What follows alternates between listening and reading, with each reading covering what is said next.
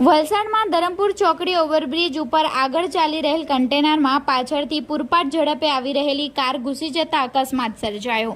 તારીખ 22 મે બુધવારના રોજ 5:30 કલાકે બનેલી અકસ્માતની ઘટનાની મળતી માહિતી મુજબ વલસાડના ધરમપુર ચોકડી ઓવરબ્રિજ પર કન્ટેનરમાં પાછળથી કાર ઘૂસી જતા અકસ્માત સર્જાયો હતો।